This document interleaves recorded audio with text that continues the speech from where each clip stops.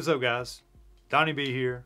Today I want to introduce you to one of the newest members of the channel, the DJI Mini 3 Pro. If you're a fan of drones, then you know that DJI is one of the biggest names in the business.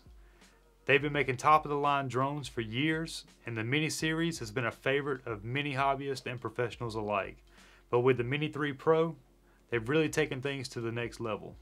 This drone is incredibly compact and lightweight and will easily fit into your camera bag or backpack. But don't let its small size fool you, because it packs a serious punch when it comes to features and performance. Check out this image that I got right after sunset. This is easily one of my favorite images I've ever taken. This is at 1/15 of a second at ISO 800. I could not believe the detail. I was never able to get anything close with the Mini 2. Let's go ahead and talk about some specs as well as what's new, starting with the camera.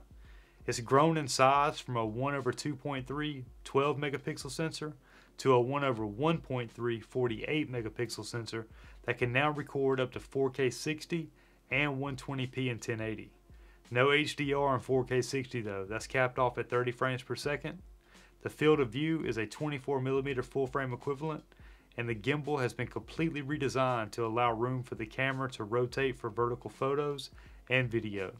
It also tilts upward 60 degrees, giving you more options for capturing footage, and no longer tilts down when you're in sport mode. Also, they finally decided to add this removable lens hood. This gives a more secure way to mount filters like these polarized NDs from Freewell, and I can't recommend these enough. There's a link in the description if you're interested. One of the biggest new features is the addition of three-way obstacle avoidance. It can now maneuver around or brake for objects that are in front, below, or behind. Now that it can keep itself from hitting things, we finally have active tracking. It works well, but seems a bit indecisive sometimes.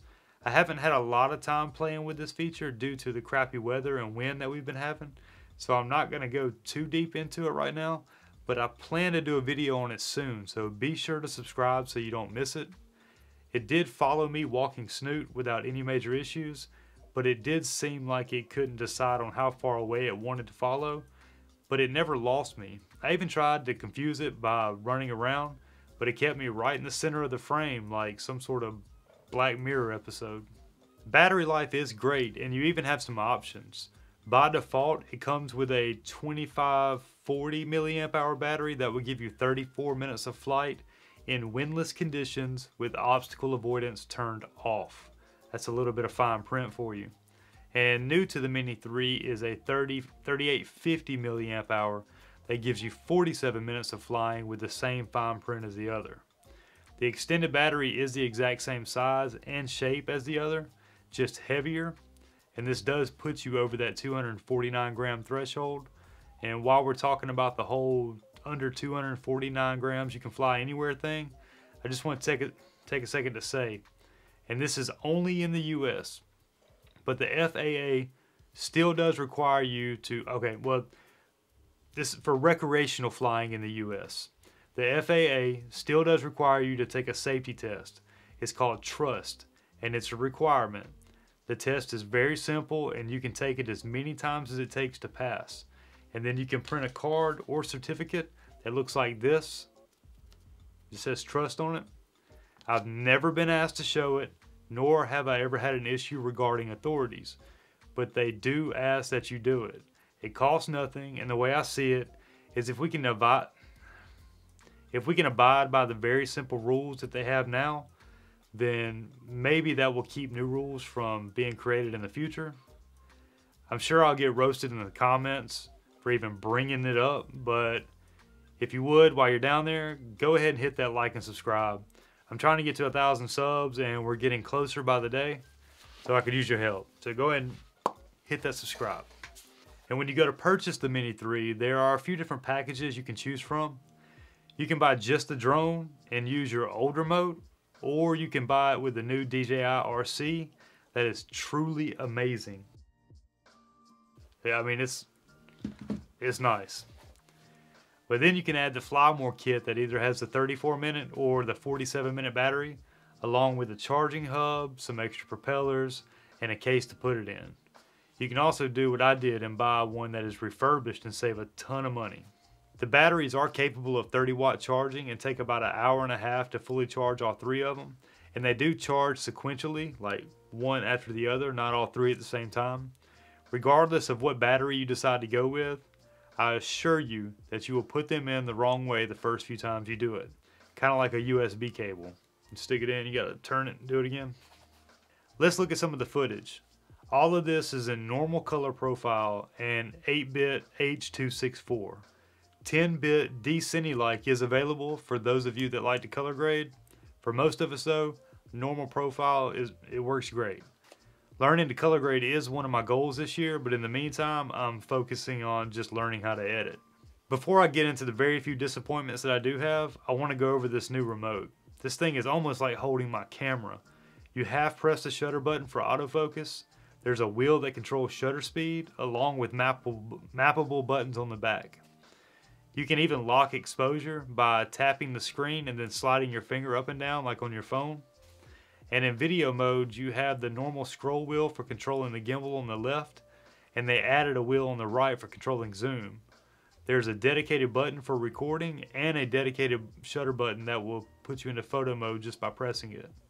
Even the sticks feel more precise. By default, the left back button will bring your gimbal back to level or put it facing straight down. And by holding the right back button and turning the zoom wheel, you now have control over ISO. But like I said before, these are mappable to whatever you like. There's a micro SD card slot for downloading your offline maps and screen recording your flights, as well as an additional USB-C besides the one used for charging for connecting a SSD. And for what I feel like one day will be a cellular dongle. Yeah, if you want map data, you will either have to connect your phone's hotspot or connect to Wi-Fi or download your maps. I'm not really sure if there's a difference in range between this remote or the other, but I do plan on testing this out soon, so make sure you're subscribed. Battery life of the DJI RC is 4 hours of flight time, and this takes about an hour to charge from zero. With the RC N1, you can expect 6 hours of battery with device charging turned off and 4 hours with it turned on. There's nothing wrong with going with the original RC N1, but it is really nice not having cables or a phone to deal with. I will say that my phone does better in direct sunlight though. Peak brightness on the DJI RC is 700 nits. Okay, so here's really the only thing that kind of bummed me out about the Mini 3 Pro. And then we'll get out of here. It didn't come with a propeller holder. That's something you will have to buy separately.